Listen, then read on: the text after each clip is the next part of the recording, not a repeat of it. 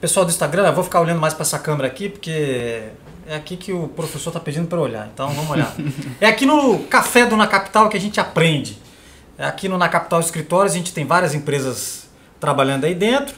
E aqui a gente compartilha as informações, os conhecimentos. E aí a gente quer fazer sempre um tema diferente, né? Porque pluralidade gera inovação, gera troca, né? Mexe com a gente. E aí a gente já trouxe vários temas aqui, né? Na semana passada a gente falou de finanças pessoais. E aí eu falei pro Cauê, você que é do IPOG, arruma um tema bem, assim, difícil pra gente abordar. E aí hoje nós temos aqui o professor Fernando. Tudo bom? E a gente vai falar sobre... Ajuda aí, professor. Perícias. Sobre perícias. Perícias e inteligência forense. Inteligência forense, olha só, hein? Onde que nós vamos se meter? Foi. Cauê, faz sua apresentação aí do IPOG do professor? Vamos, claro. Mais uma vez, obrigado. Eu represento o IPOG, o Instituto de Pós-Graduação, onde a gente apresenta o MBA relacionado a perícias forenses. Então foi daí que surgiu a ideia de trazer o tema, nada mais nada menos que o professor Fernando Jesus, que é aí uma referência já mais do que nacional, né, professor? Quantos anos aí de... Muitos, são mais de 20 anos.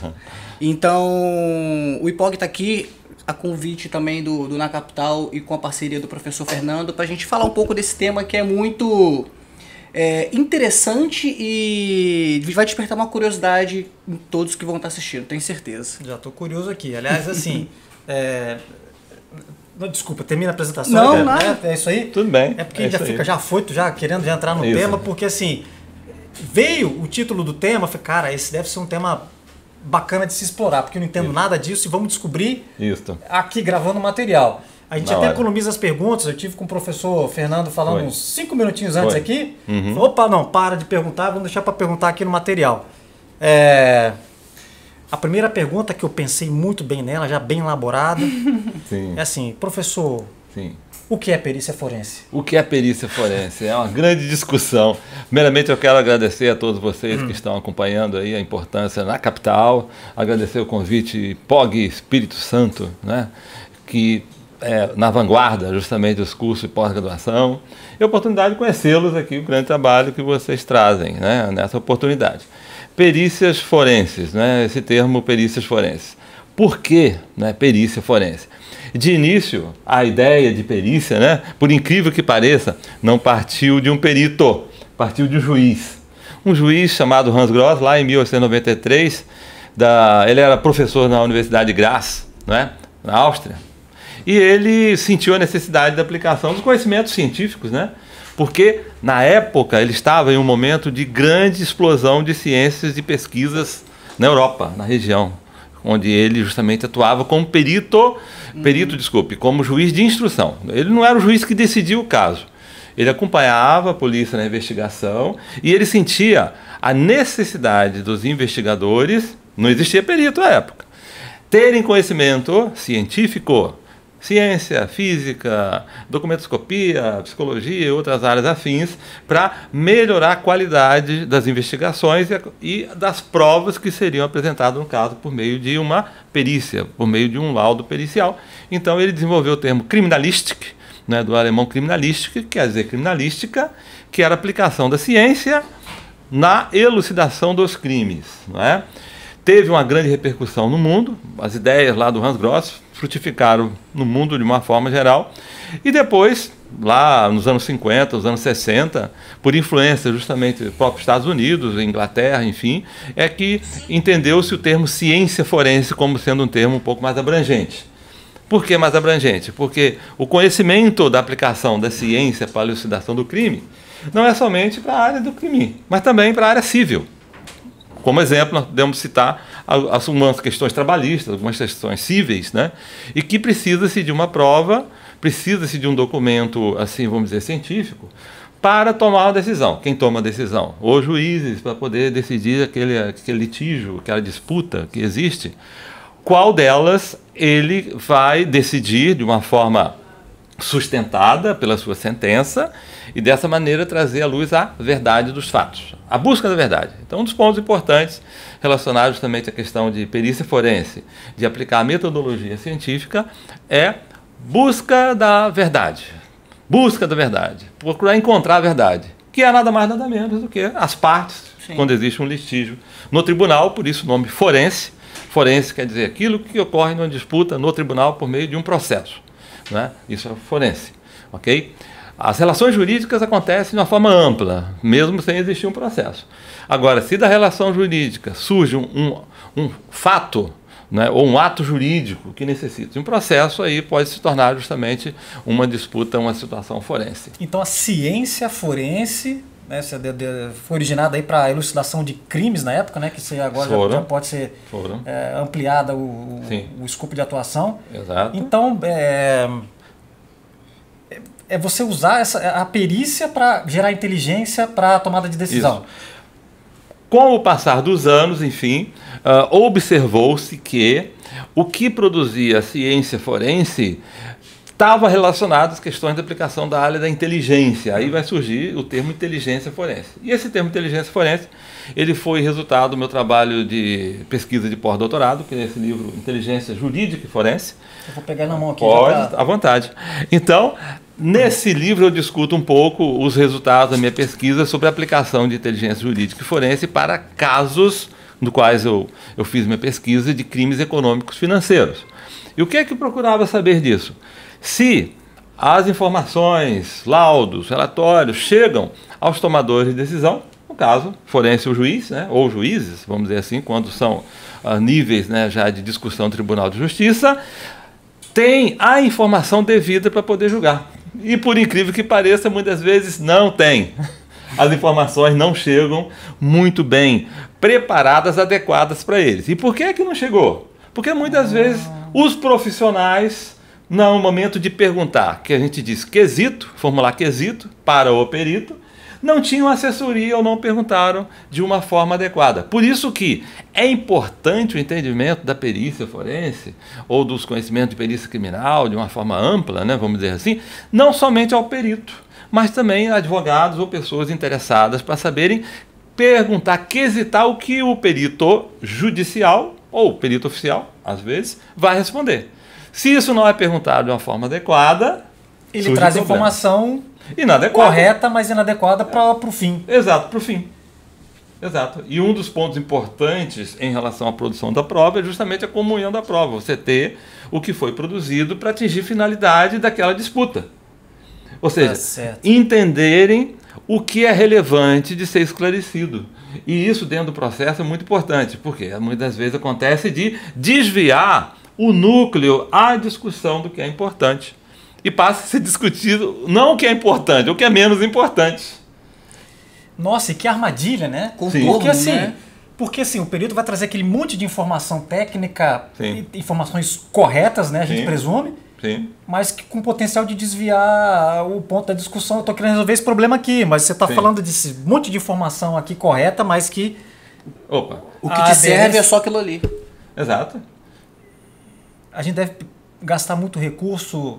E perde muito recurso com isso. Assim, recurso até financeiro, né, de encomendar, a justiça pagar, o que for que seja, pagar a perícia e que vem com informação que depois não tem aplicação na coisa. Então é isso que você abordou aqui, professor? Sim, isso que eu abordo aí. De uma forma um pouco mais, vamos dizer assim, restrita, um pouco mais detalhada, porque eu discuto também a questão de produção de prova subjetiva. Porque prova objetiva é aquela prova material, mancha de sangue, DNA, trazer ao laboratório, impressões papiloscópicas, digitais, enfim. São provas objetivas materiais, vamos dizer assim. Ou seja, você tem maior materialidade para poder produzir essa prova. No entanto, quando você não tem isso, você vai ter que utilizar provas testemunhais. São provas subjetivas decorrentes disso. E aí a complexidade é maior ainda. Para usar perícia numa prova testemunhal. Isso, para provas testemunhais. Porque faltando provas objetivas, a testemunha pode ser prova importante e relevante. Especialmente em que caso? Crimes sexuais. Crimes sexuais dos quais muitas vezes não se tem muita prova objetiva e só tem testemunho, só tem provas subjetivas, relatos e tal. Onde é que a perícia entra, então, numa prova testemunhal? Eu ia fazer a mesma pergunta. Onde que entra a perícia na prova testemunhal? Para um leigo responder, você não, botando ele medidor de mentira lá para ver se... Pois é, o detetor de mentiras, vamos dizer assim, o polígrafo, né? Em que no Brasil não é aceito o caso assim, do polígrafo, mas a questão de provas subjetivas está relacionada justamente nas testemunhas, né? Em você poder extrair das testemunhas informações adequadas para isso. Quem pode fazer isso? Um perito psicólogo forense, não é?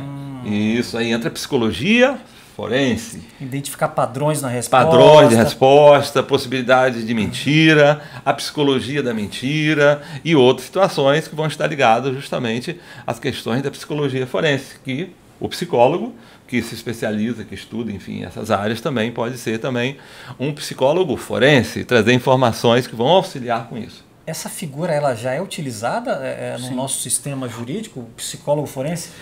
Um pouco utilizada, não é utilizada tanto quanto devia, porque muitas vezes nós não temos ainda profissionais com essa formação para trazer essas informações, as tomadas de decisões de uma forma geral, ou ainda não se busca muito bem isso, porque não se conhece essa possibilidade.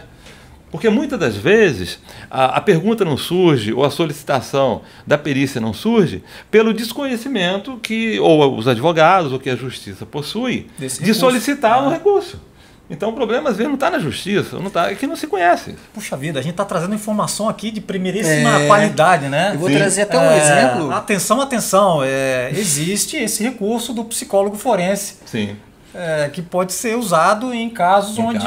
Existe dúvida sobre o relato, dúvida sobre testemunhas e tal. Trazendo até 2 exemplos, eu vi recentemente um podcast do psicólogo forense, assim que se fala, mestre, do caso da Suzane von Richthofen e do caso Nardoni. Ele ficou assustado com a frieza, porque quando a gente lida com o ser humano, ele tem como contornar até a própria mentira. Então, assim, ele consegue... na cabeça do criminoso ou da pessoa que está sendo interrogada, ele consegue forjar, né, digamos assim, a mentira e tornar a realidade por N possibilidades. Expressão facial e algumas técnicas até simulado mesmo. E um grande desafio que ele falou foi conversar com o caso Nardoni, justamente por conta disso, porque ele não conseguia identificar. Tudo que ele falava realmente trazia uma sensação de verdade, coisa que não era. E ele foi pegar essa falha, né, numa pergunta muito simples, até interessante. Ele perguntou qual a cor da meia que ele estava usando. Por quê? Porque ele estava tão condicionado a falar uma mentira que na cabeça dele era verdade, que quando ele perguntou uma verdade, ele desconstrói isso na cabeça dele. É uma técnica. Sim, essa técnica se chama de entrevista cognitiva. Exato. A entrevista cognitiva é uma forma, uma maneira de você poder utilizar determinadas técnicas para poder essa pessoa cair em contradições e dessa contradição você observar que ele foi treinado, ele foi preparado para poder relatar algo. E isso tem como você extrair, vamos dizer assim, de uma forma metodológica, uma forma científica, né, essas informações. E até diante disso, o novo Código de Processo Civil faculta ao perito utilizar justamente dessa forma, dessa maneira de obter informações ou até entrevistar testemunhas também obter informações. O novo Código de Processo Civil dá essa possibilidade também ao perito judicial. O perito judicial é o perito qual foi indicado pelo juiz, né? Que isso muito atuações nas áreas cíveis. O perito oficial é aquele que fez o concurso, foi admitido por um instituto, fez provas, enfim. O perito oficial é perito 24 horas por dia. O judicial, ele é perito judicial no início do processo e até a entrega do laudo. Aquele período ele é perito judicial. E muita atuação do perito assistente, que é aquele indicado pela parte, o advogado da parte, para poder acompanhar o trabalho, o desenvolvimento justamente da perícia e, ao mesmo tempo, depois elaborar um parecer pericial. Parecer é diferente de laudo, né? Parecer elaborado pelo perito assistente, para poder concordar ou discordar do laudo. Se ele discordar do laudo, ele aponta onde, por que discorre desse laudo, aquelas situações todas. E por que isso tudo? Para que o juiz, tomador de decisão, possa decidir de uma forma mais fundamentada na sua sentença, porque são vidas e são situações extremamente relevantes e importantes para a sociedade de uma forma geral. Caramba, ou seja, tem que ter o fiel da balança, tem, isso. Eu queria puxar uma... Eu vi um negócio escrito aqui, professor. Neuropsicologia forense. Neuropsicologia pericial. Eu falei assim, ó, Ele chamou a atenção. Não me assustou, eu falei, não, vou perguntar o que é isso aqui. Tudo bem, não tem problema. Aqui, surgindo assim, o que denomino de neuropsicologia pericial. Ficou bonito, né? Vou falar de novo aqui. Ficou bonito. Neuropsicologia pericial. Você tem que articular bem aqui a sua dicção, fala. senão não sai, a palavra não sai. O que trata isso? Exatamente. O que trata isso? Essa é a pergunta. O que trata isso?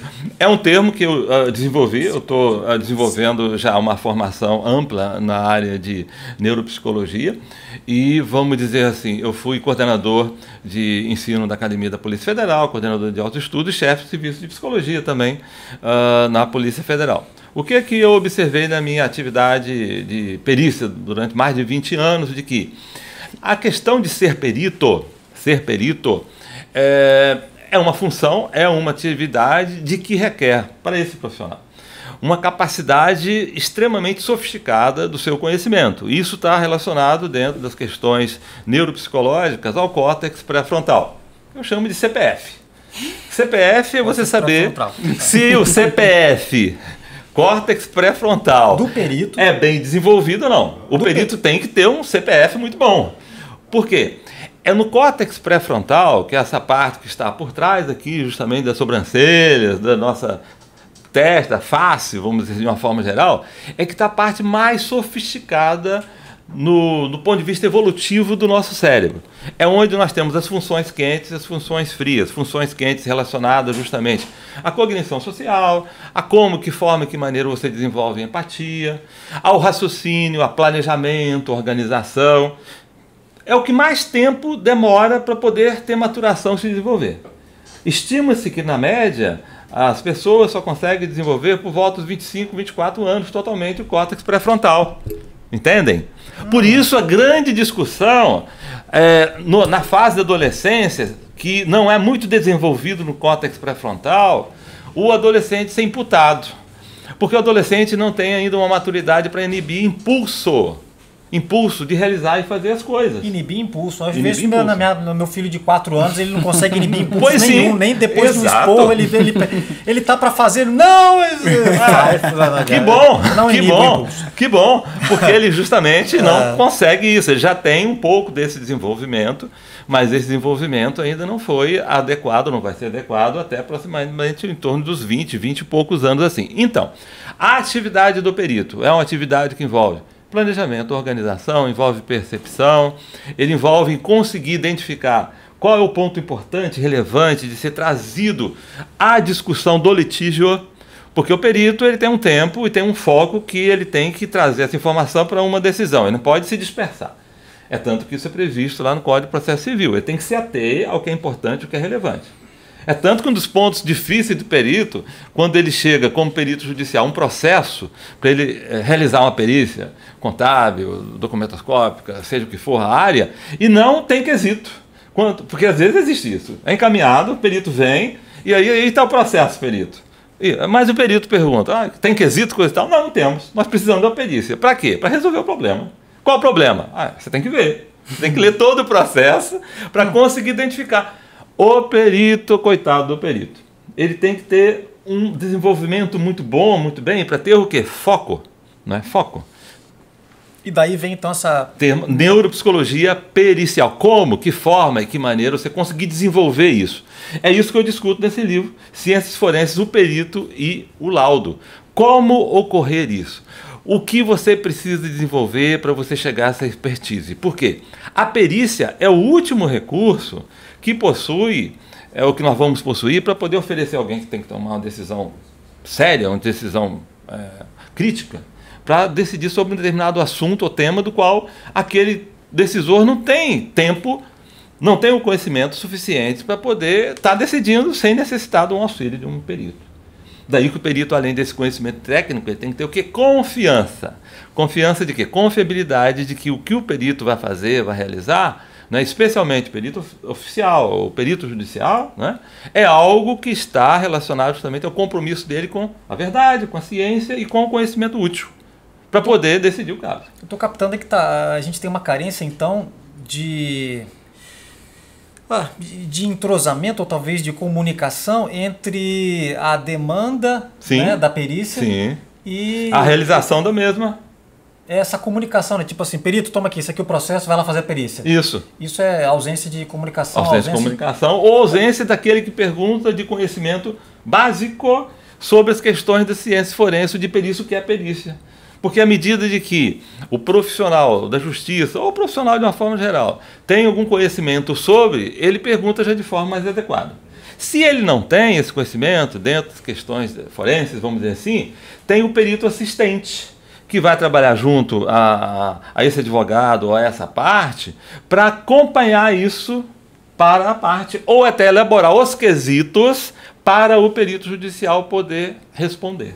Então, grandes atividades existem para o perito assistente. Saquei.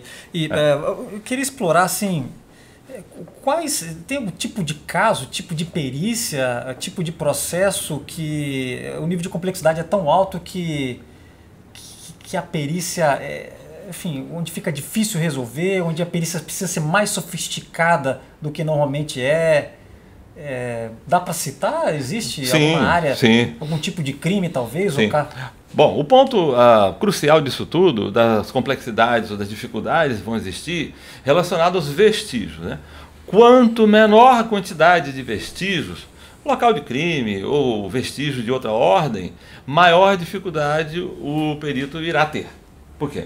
O perito, ele processa os vestígios, ele coleta, recolhe ou apanha os vestígios que foram oferecidos para ele, para poder daí fazer justamente a sua análise. Um exemplo disso, documentoscopia e grafotecnia. É muito comum hoje, né, não se ter a via original do documento imputado que está sendo discutido. Aí apresenta-se para o perito fazer a perícia uma fotocópia mal tirada, vamos dizer assim, para o perito chegar a uma conclusão extremamente importante de uma assinatura, se é falsificada ou se não é falsificada. E aí? Como fica, de novo, o coitado do perito nessas situações? Porque, do ponto de vista de metodologia científica, ele tem que ter os mínimos critérios, né, para poder chegar a um resultado razoável dentro da ciência. Atender a metodologia. Exato, atender a metodologia. Caso contrário, ele vai emitir o seu resultado de laudo pericial o máximo de acordo com a metodologia que ele possa informar.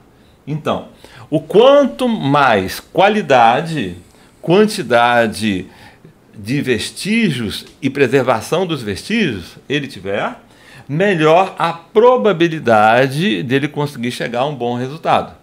Qual é o grande problema quando se fala isso de discussão criminal no Brasil? Né? Preservação de locais e cenas de crime, de uma forma geral. Né? Seja um crime de homicídio, seja um crime cibernético, seja o que for. Se isso já não acontece, essa preservação razoável, vamos dizer assim, o perito já entra em enormes dificuldades relacionadas com isso. Né? Já cria-se problemas para ele. Não é problema para ele, que a questão da segurança, da preservação do que está sendo apresentado para ele foi isolado de uma forma correta ou não. Entendi. Posso trazer até um exemplo, professor, de um crime que teoricamente não teve uma solução? O caso do goleiro Bruno. Sim. Que a gente teve aquela questão até do próprio local de crime que não foi devidamente mantido, não tem corpo, então teoricamente daquela regra não tem crime, e o perito ele acabou realmente se vendo numa situação complicada, porque como é que ele vai periciar se ele não tem primeiro o corpo? Sim.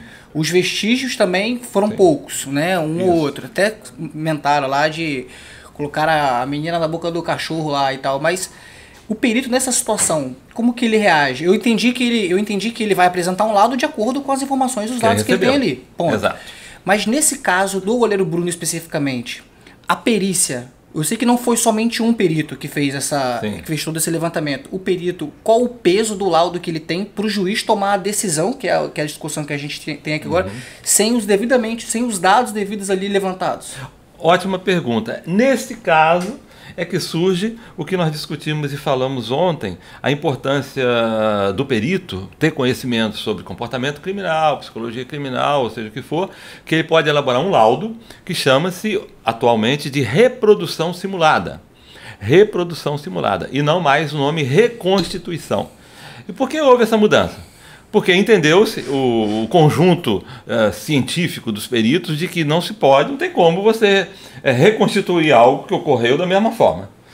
A reprodução simulada é uma aproximação do que conseguiu. Dessa reprodução simulada, o perito vai ter muitas informações derivadas de quê? De testemunho, né? De testemunho. Aí ele tem que processar, entender, ler, obter todas essas informações. O perito ele torna-se um diretor de um curta-metragem, vamos dizer assim, para dessa simulação surgir determinadas informações ou determinados dados, vamos dizer assim, que são interessantes para ele poder passar para o laudo dele, que chama-se laudo de reprodução simulada, e dessa forma auxiliar o juiz, no caso o tomador de decisão, a tomar uma decisão sobre as situações que são mais complexas ainda, né? Reunindo todo o conjunto probatório. Ou seja, o juiz vai reunir o conjunto probatório e normalmente o laudo pericial, né, tem um impacto muito bom, muito importante, muito relevante relacionado à tomada de decisão do juiz. Aí, diante disso, né, a gente vê a dificuldade e muitas das vezes, um pouco às vezes até de compreensão assim, leiga, né, sobre umas decisões que alguns juízes tomam de uma determinada forma, mas eles tomaram aquelas decisões baseado no que foi apresentado, que não foi adequado. E o perito também tomou a decisão baseado no que ele recebeu. Né? Então vai acumulando erro no processo e pronto. Aí você pode ter um resultado errado também. Eu também. Ou limitações no processo. Né? Porque às vezes não existe erro, existe a limitação do que foi oferecido, do que foi apresentado. Eu vejo que isso acontece com mais frequência quando é um crime relacionado ao crime contra a vida, né? É difícil você ver esse tipo de falha quando é uma coisa relacionada a uma documentoscopia ou algum outro time relacionado a uma fraude de documento ou até valores, enfim, que seja. Mas eu acredito que essa falha acontece muito quando o crime contra a vida. Mais ou menos, Cauã. Por quê? Eu discuto bastante nesse livro aqui sobre inteligência jurídica e forense o seguinte fato: materialidade sobre o crime econômico-financeiro existe, o valor foi subtraído, tem esse valor. Qual a grande discussão? Quem fez o quê? Quem vai definir as responsabilidades individuais, e os juízes têm essa função para poder ter a pena. Se eles não conseguem definir as responsabilidades, como que eles vão decidir a pena? O crime existiu. Quem fez o quê? Ele vai conseguir chegar a essa definição, que na sentença dele ele tem que chegar a isso, né? Baseado no que foi apresentado dos documentos, baseado nas investigações, e também pode ser baseado na descrição do perito da dinâmica do fato. Tem um item, existe um item que o perito pode escrever como aquele fato ocorreu. Ou seja, quem era responsável por função, vamos dizer assim, administrativa, função dentro da organização ou dentro do órgão, e fazia o quê, qual era aquela rotina do que acontecia, e ajudar um pouco o juiz nesses pontos. Isso foi algumas discussões de alguns juízes que eu entrevistei na minha pesquisa que disseram: não, os laudos periciais contábeis são muito bons porque eles são objetivos e às vezes muito técnicos. Ou seja, termina que nós não entendemos muito pouco do que o laudo de novo aquela camada de comunicação. Exato! Faltou de novo comunicação. É um dos pontos importantes. A perícia ou o perito, ele tem que ter uma habilidade de comunicação. Ele tem que escrever, elaborar o laudo, não para outro perito. O laudo dele tem que ser elaborado para o leigo, no caso, que é um juiz de direito ou algum outro profissional que necessita desta informação. Então, existem essas situações também.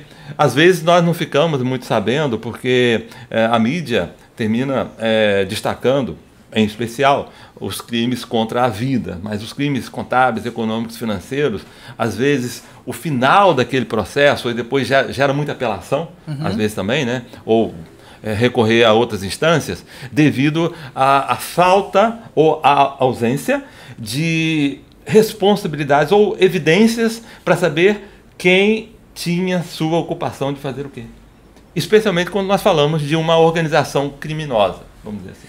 Professor, e na área do cibernético, então, isso traz, imagina, deve trazer um novo montante de desafios aí, não é? Muito. Até para a especialidade do perito para conseguir, enfim, fazer perícia nesse ambiente aí. Muito. Agora, informação vai abundar, né? Porque no mundo cibernético, informação... Toneladas.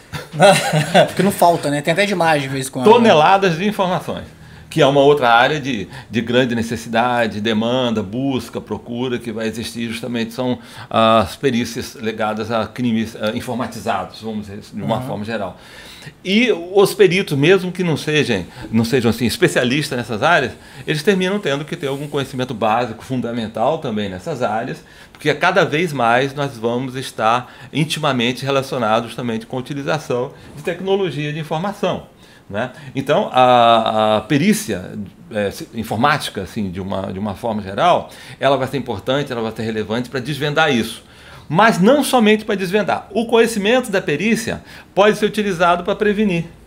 Pode ser utilizado, já que você se torna um expert tanto em crimes, você vai entender muito de crime e como prevenir esse crime, não pode? Sim. Então, é um outro ponto importante que muitas das vezes não é recrutado ou não é utilizado o conhecimento do perito que ele adquire na prevenção do crime, porque nós não temos uma cultura muito de prevenção. Não, nosso país não de tem remediação. Muito. É de remediação. Aconteceu, entrou, arrombou, o que vamos fazer? E o pior não existe, de que a pessoa depois repetir e ser vítima de novo do mesmo crime, que isso pode acontecer. E em relação ao crime cibernético, por exemplo, a única certeza que nós temos é de que se nós não formos vítimas de crime, um momento nós vamos ser. E isso foi feito por um dos grandes peritos do FBI comentando em uma palestra sobre isso. Ou já foi e não sabe o que foi. Ou já foi e não sabe nem um pouco o que foi, né? De maneira que... Já te roubaram alguns centavos, alguns reais na sua conta, mas ficou quietinho, você não notou e... Passou batido. Passou batido. E os pontos, assim, fracos, os pontos, vamos dizer, sensíveis, né, vulneráveis, relacionados ao crime cibernético nas empresas, nas organizações, não estão relacionados aos sistemas de tecnologia de informação. Estão relacionados, as pesquisas indicam, às pessoas. Os pontos mais frágeis que existem de acesso à senha, de outras situações, são as pessoas que, de repente, terminam oferecendo essas oportunidades. Então, tem como nós desenvolvermos formas, maneiras, comportamentos preventivos, né, relacionados também às questões de crimes cibernéticos. Usando a perícia como Usando ferramenta. a perícia como ferramenta também. A prevenção seria uma mudança de mentalidade cultural, digamos assim. Exato. Cultural ou também das empresas, das organizações, de rotina. Não é de rotina. Rotina de quê? Vamos dizer assim, de você utilizar, daí o termo questão de inteligência, né? De você utilizar a inteligência de uma forma defensiva, né? Para você se proteger também. Ter determinadas rotinas estabelecidas e que às vezes essas rotinas às vezes não são muito bem cumpridas. O que acontece isso quando a rotina não é bem cumprida, não tem muito sistema de controle interno, etc e tal? No momento de você identificar quem faz o que fez o quê, você não tem isso. Como está tudo muito overload, sobrepujado uma coisa a outra, você não sabia que todo mundo fazia um pouco de tudo e quem era responsável por fazer o quê. De maneira que pode ser útil, pode ser tremendamente útil também em todas essas fases. Tanto na revelação, produção da prova, quanto também na prevenção. Bacana. O nosso produtor está dizendo que o nosso tempo já está avançando ali. Poxa.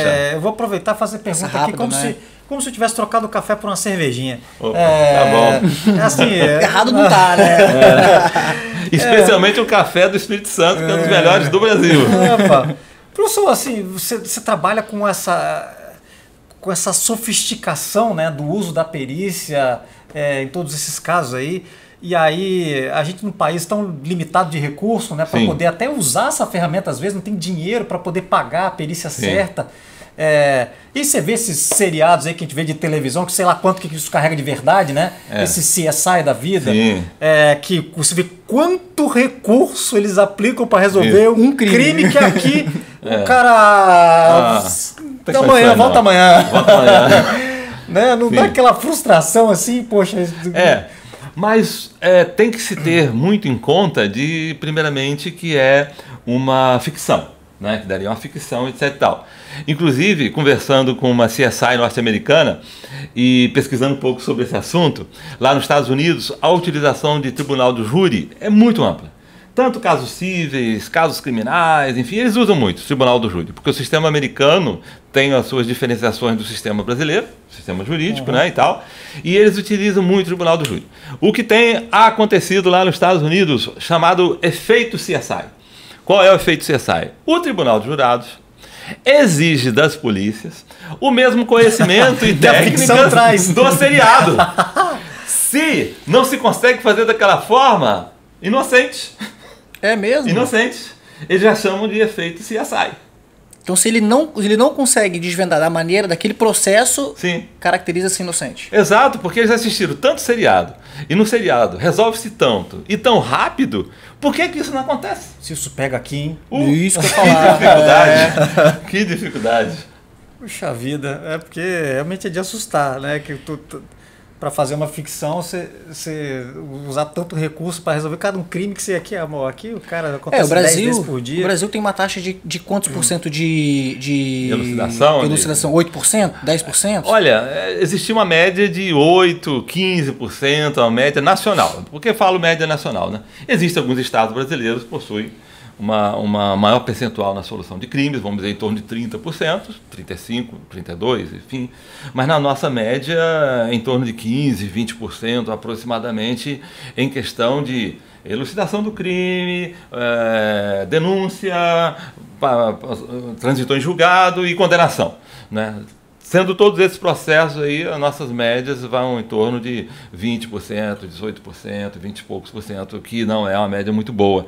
Estados Unidos, uma média de 65%, Inglaterra, 85%, Alemanha, 80%. Nossa. Enfim. Mas isso é por conta de quê exatamente? É falta de não digo insumo, mas tecnologia a gente tem acesso. Sim. Verba? Talvez seja verba? Talvez Boa seja... pergunta sua. O Brasil é um dos países do mundo que mais gasta em segurança pública, em termos de valores, fazendo essa análise, vamos dizer assim. No entanto, o problema, quando é sistêmico, a solução também tem que ser sistêmica. Não adianta nada você ter peritos ótimos, excelentes equipamentos e não se preservar local de crime, sendo de crime. Não se tem conhecimento, não se tem essa cultura. Né? Cultura. Começa Treinamento. daí. Treinamento. Não adianta nada você ter isso tudo e no momento de discussão lá na justiça, nos tribunais, você não ter peritos suficientes para poder estar trabalhando, apresentando as provas em tempo útil. Então, essas soluções, elas vão apresentar quando existe um equilíbrio razoável, porque é um sistema de justiça de apresentação, de provas, enfim, e um sistema de justiça depois suficiente, né? Bom, razoável, para as questões justamente lá de cumprimento de pena também, que é outro gargalo imenso que nós temos, dificuldade com isso, porque a criminalística pode ser utilizada lá dentro do sistema penitenciário, que no sistema penitenciário também pode se cometer crime, sim. né? Pode ocorrer essas situações, e de maneira que a ideia que se tem é de quanto nós não tivermos os sistemas trabalhando de forma razoável, o carro não anda. Você pode ter uma BMW, você não compra o combustível, não paga o combustível dela que tem que ser utilizado, não vai andar, ponto, não funciona. Então, o sistema tem que funcionar de uma forma razoável. E nós temos um desequilíbrio, né? Nós diríamos assim, muito grande em termos de efetivo, pessoas, recursos e outras situações. Né? Bacana. Deixa eu fazer uma última pergunta aí pra gente... Pois sim. E professor, a parte aqui no Café Na Capital, onde mais você compartilha esse conhecimento seu aí? Eu compartilho justamente aos alunos do IPOG, que é uma instituição do qual eu tenho aproximadamente mais de 10 anos, né, justamente como professor aí do IPOG, outros cursos também, eventos, os livros, né, que justamente eu procuro passar um pouco daquilo que eu estou apanhando de conhecimento. E um ponto importante relacionado à perícia, que é uma área fascinante, é uma área muito interessante, muito nobre, e os peritos, a atividade dos peritos é uma das atividades que menos índice de corrupção que nós temos no Brasil. Eu não sei de nenhum caso concreto sobre isso. O judiciário confia muito no trabalho dos peritos judiciais, os peritos oficiais, os trabalhos dos peritos assistentes também trabalhando, isso tudo. E eu penso que, na realidade, a importância nossa, né, que tem como cidadão brasileiro, nós damos a nossa contribuição da melhor forma possível, como vocês aqui da capital, oferecendo essa oportunidade para todo o Brasil. Existem pessoas aqui, né, participando de todo o Brasil, e isso aí é um ponto extremamente relevante. Nós temos aqui na cidade de Vitória, no Espírito Santo, aí, uma instituição como essa. Concordo com o professor. Vida? Concordo. Poxa, voltou esse... Terminei até inflado aqui. Bacana, legal. Obrigado aí. Você quer fechar com mais alguma perguntinha? Eu fecharia com agradecimento. Fecharia com agradecimento ao professor, ao Na Capital também, justamente aproveitando até o gancho, de ceder a oportunidade da gente falar um pouco, principalmente para quem não conhece, que é um pouco também do meu caso, a gente falar da oportunidade do perito não só como um concursado, mas o perito judicial, o perito privado, que existe um laço de oportunidade infinita no mercado, e a gente tem aí pelos dados dos crimes elucidados no Brasil, então existe sim uma oportunidade gigantesca para quem quer se especializar, o IPOG vai estar lá para estar orientando, né, dando essa oportunidade de especialização, mas principalmente do Na Capital, ele pensar com carinho no sentido de trazer esse tema que é muito realmente honroso da gente poder trabalhar e colocar ele como pauta para todos, o Brasil todo tá vendo. O de hoje foi sofisticado, hein? Bem sofisticado. Que bom, beleza. Espero de coração que vocês tenham gostado, viu? Poxa vida, vamos ver, vou pegar o próximo um pouco mais facinho para descansar, depois você vem com outra sofisticação. Então tá, obrigado, professor. Eu agradeço muito a todos vocês. Obrigado, Tairo. Valeu. Obrigado. Obrigado mesmo.